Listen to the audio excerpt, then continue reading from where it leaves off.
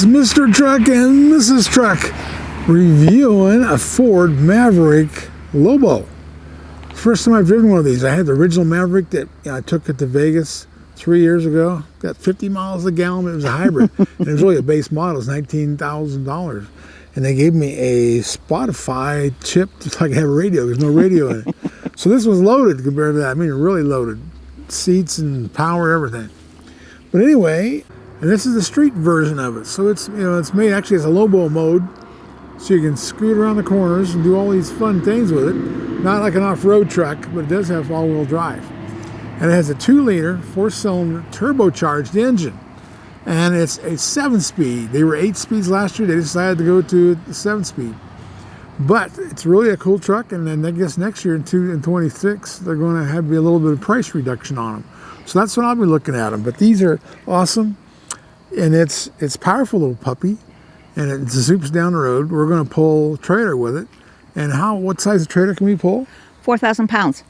Cool. And that 2-liter turbo, how much horsepower? 238. Yes, indeed. She's paying attention. I'll show you what's like her getting in the back seat. She can do it. I can't even get one leg in the back seat. No, you can't. No. If you move the front seats forward, you might be able to get children in the back. But anyway, it's a 5-foot bed, and we're going to show you all about it, tell you all about it, and drive all over the place. So come join us for the review. No, there's probably not a lot of room back here for legs.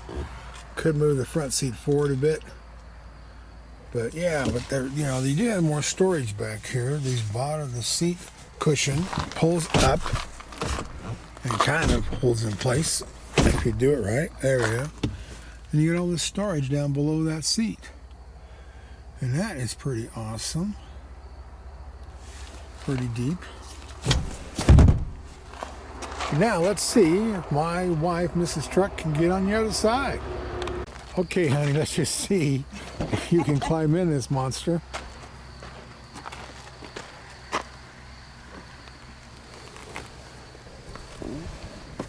Well, how about that? Your feet. I can do it. Yeah. Now, of course, if I moved that front seat forward, you'd have more room. But A little bit. yeah, I think after a long ride, you'd be pretty well hitting me in the back of the head, wouldn't you? Well, if you pull the seat forward, it wouldn't be too bad. Right, so you gotta have a short people in the back and a short person in the passenger seat. Well, yeah, that'd be about right. Okay. Okay. Here, let me see. But now, can you get out? Oh, you did. Look at that. Of course, you've got what are those things called? Those pink flamingos for legs, so you actually can get in and out of there. That's cool.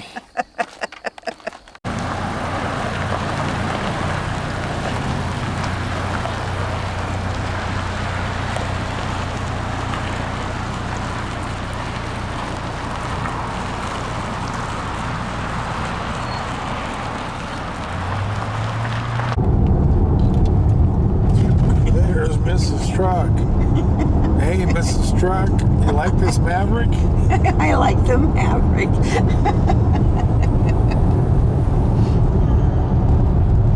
What I like about Ruben, I take him out to all the new cars and trucks I get and have him tell me what things do. Like that's supposed to be where you put a bottle, and then it's got a compartment that goes all the way back in there, and on it goes. You're pretty smart. Would you read up on all this stuff before I get it? Sometimes. No, I'm an automotive enthusiast, so Yeah, I that's find all all good. the little stuff I could find. I used to be like So. that with a farmer, but oh well. Like these wheels. There was a Pontiac that had ones just like that, but they were white. I can't remember which brand, which model it was. But anyway, like I said that, we talked to Ruben. So, honey, Yes. what is it that I complain about on all unibodies, including this one? It's stepping into the truck. Okay, because they have to have, there's no frame, subframe for the axles, but there's no frame under the vehicle, so they corrugate the floor. In Jeep, I first noticed these on Jeep on the Grand Cherokee and the Cherokee. But, so that means on these unibodies, you have a giant sill here, which is pretty darn deep. So you don't just step into it and take off. You have to pull your feet over it. So here, honey, step in there and show us what I'm talking about. And you have to drag the other one and up and over. That drives me nuts getting out of this thing 100 times a day. But anyway, Yeah, yeah. You know what you're doing.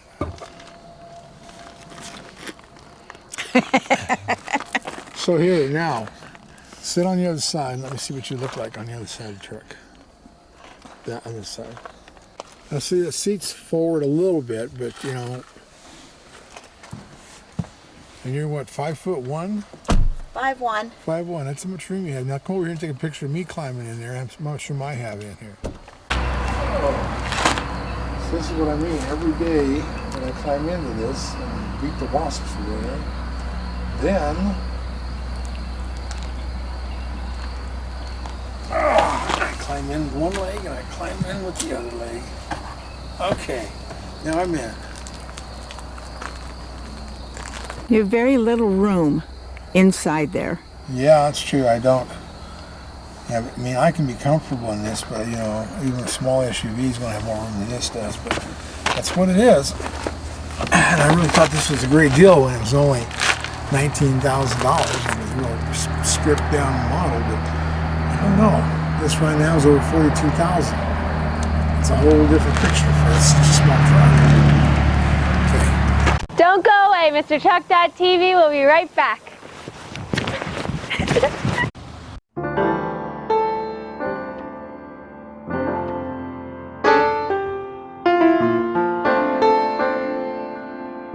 Well, we're up here on our way to Estes, trying to get some of these beautiful trees that are changing. And we're in this 2025 Ford Maverick Lobo. So me and Mrs. Chuck were up here testing it out. We got a trailer. This thing will tow 4,000 pounds. So what we did is we got a 2-place watercraft, and that's what we're pulling from Ruben, the super mechanic that I work with. This is his boat. So we're going to try to put some kind of load on this monster. Here comes another PT Cruiser. Where are you going? We're going that way. Oh, shoot. We're going back through town. We'll try this again. We're headed back to Loveland. We just want to get some of these quakies, and whatever they call the rest of these trees, when they turn yellow, and tell you all about this Maverick. Now, and it's really well equipped. These things are loaded. Of course, it's a loaded price too. It's like $42,000. But it's got all kinds of toys. And this is like a street version. It was lowered to the ground. It actually is made to, you know, slide around the corners and do all that fun stuff you do with street trucks. So we didn't take it off road, even though it's all-wheel drive. So we're up here in Loveland. That's the place where everybody sends their Valentine letters to get stamped. Loveland, Colorado. So anyway, you'll see some of the scenery we're driving by. Hopefully you'll see a few of these quakies and some nice yellow leaf trees. But we're going to drive through the city of Loveland so we can get back in time. It's 82 degrees up here, and the second day of October, so fall is coming. We've already had some 60-degree weather, but to tell you all about this truck, I will take my notes. And you have notes too. Where are your notes at, honey? In my purse. Okay, well, we'll forget those. But anyhow, go through some of this stuff as you watch the scenery. But 2-liter inline 4 with a turbo. So it's got a little soup to it. It's 238 horsepower. And they went from an 8-speed to a 7-speed. I guess the 7-speed was a better built transmission, so they did that. And it's got dual piston. Really good brake in it. It's of course it's an automatic, but it's one of those ones with the clutches in it. It's a twin clutch. It's your 19-inch wheels. Now these wheels, Ruben just showed this to me on the old Grand Ams. Had that same wheel, but it was like silver or white. I don't remember what year Grand Am it was, but you know, you could have got it on Trans Am, I'm sure. So anyway, these aren't the new design, but I like them. I like these wheels. And they're 19-inch wheels, which means they're expensive. This is the street truck. I wish it was a hybrid. Then I'd be getting great fuel mileage. Rear end was lowered 1.1 inches, the front a ½ inch. Supposed to have improved handling. But It's a good look at the grill. You see a picture of the grill on here. I think it's an awesome grill. The interior is so much different than what I had. It's got a giant screen, power seats. It's even got a radio. That first one I had, they gave you a sticker to tip on. Which company was that? Spotify. They give you a Spotify card so you can actually listen to radio. And the other one, this one has stereo. It has everything. Speakers, and it's got the round knob for the shifter, which I'm not fond of those, but I guess it takes up less space. So it's kind of what the future is, those knobs that Ram came out with. But this is the Maverick Lobo. Now Lobo, if I remember this right, they had 150s coming out of Mexico, and they were called the Lobo model. So I guess they want to keep the name because that half ton's not around anymore. But this thing's rated 30 miles to the gallon. What did I say? Got pulling this trailer. This trailer's probably only 200 pounds.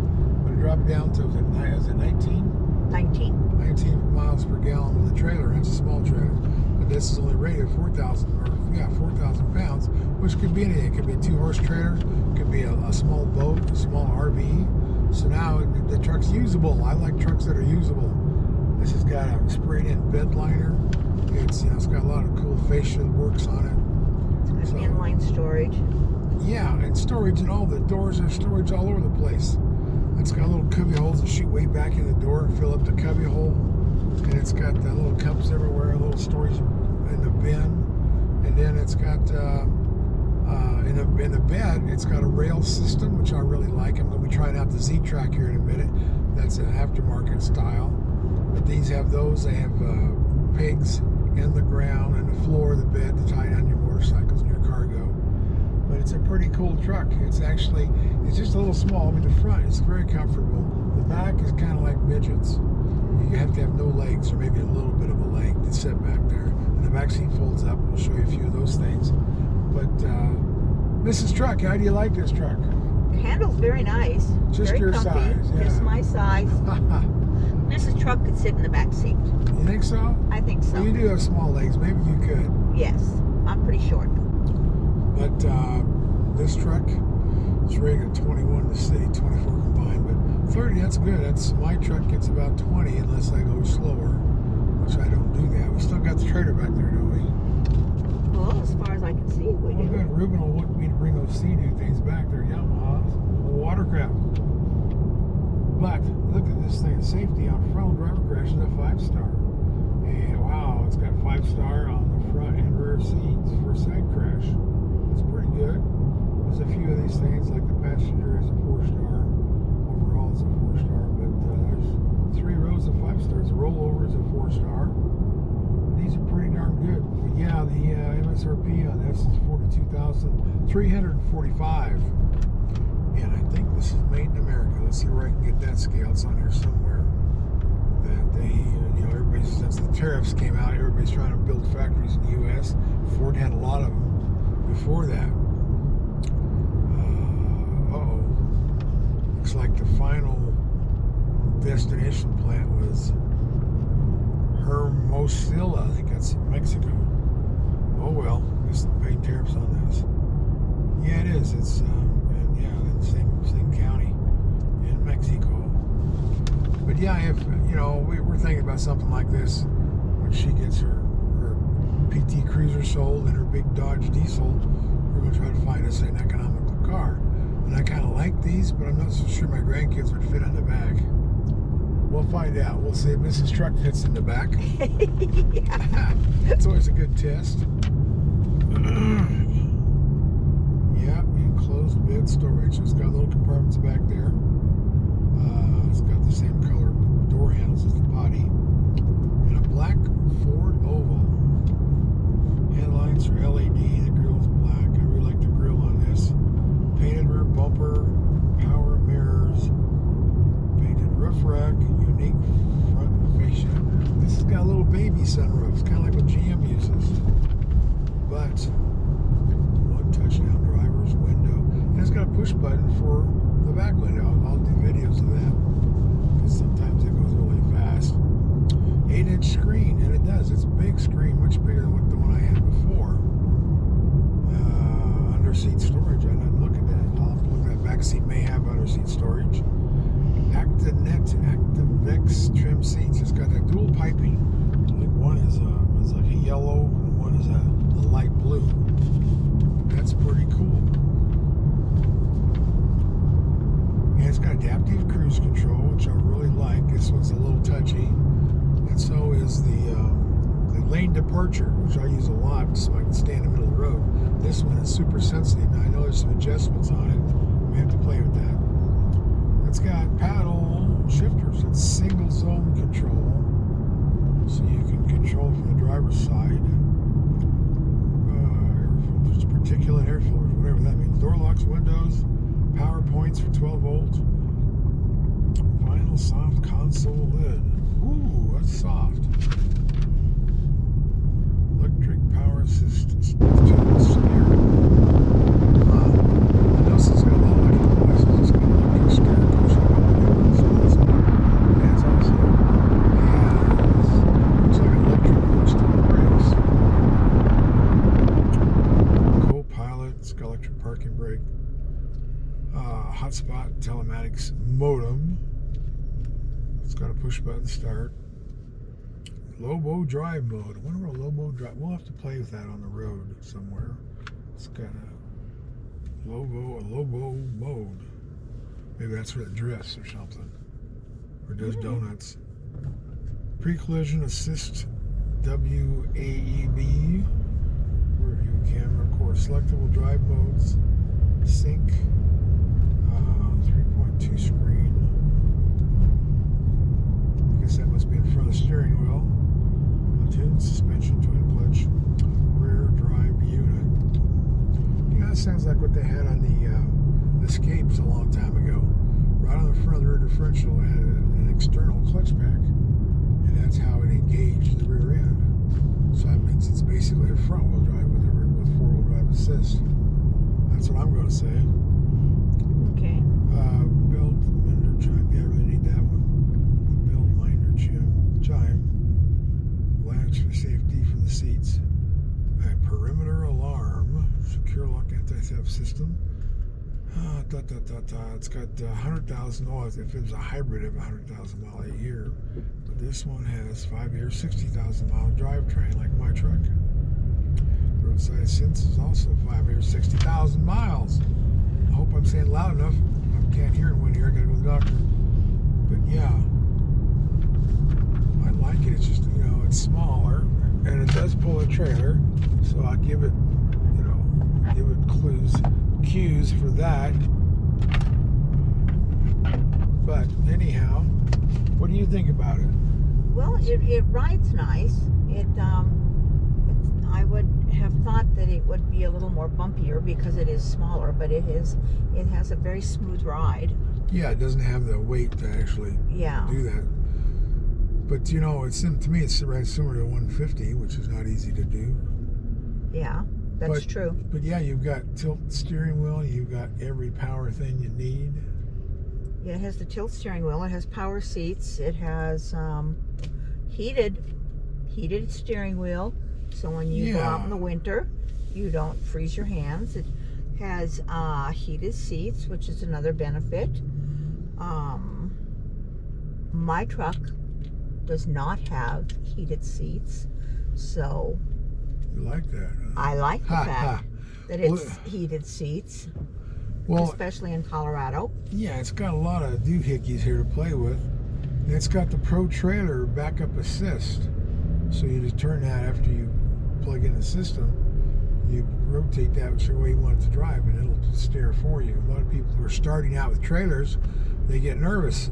I don't like to pull a trailer, so that's a benefit for me. Well, you backed this one up pretty good. Yeah. And you had a fifth wheel, so you could do all kinds of backing up. Yeah. But yeah, this too, it's got a lot of apparatus, a lot of plug-in places. Mm-hmm. But the one thing that I don't like about it is, pay attention for it. Just like my truck's a year old, has that owner's manual in the cotton picking dash screen. And it never tells you anything. I've looked all kinds of stuff looking up to know how to run something, and nothing in there. I don't know why they do that. I wish I have a book that I could look up an index on, This one, you have a hard time even navigating around it. But anyway, that's what they did. So Ford, quit. Give me a paper owner's manual. But and then you have better luck Googling something to find out how to make something run rather than look it up in the owner's manual. Yeah, that's very true. And why did they do that? I guess they like Google. But well, and another thing too is, and I don't know why, but if you have the GPS on or the navigation, right, and the radio on at the same time, when the navigation talks, the radio doesn't get softer. Yeah, it should shut off or it should. Yeah, it normally when the navigation talks, the radio shuts up. It does not do that. And we're towing this because it's a small trailer, so it's not required to have brakes. And this truck is pulling, basically, I think the law in Colorado is 3,000 pounds, unless you don't have to have a brake controller. But this one, even if I had a controller, I don't have trailer brakes because I'm not required to on this trailer. But it does get pushed quite a bit. When you're braking hard, it just doesn't stop for quite a while. It's got a long runway to stop. So you got to remember that when you're driving, don't get pinned into something. Give yourself plenty of room. Now, you know, all the people driving next to you are going to be crowding into you and growing in front of you. They understand that when you're pulling a trailer, especially this trailer, you can't stop as fast. They need to think about you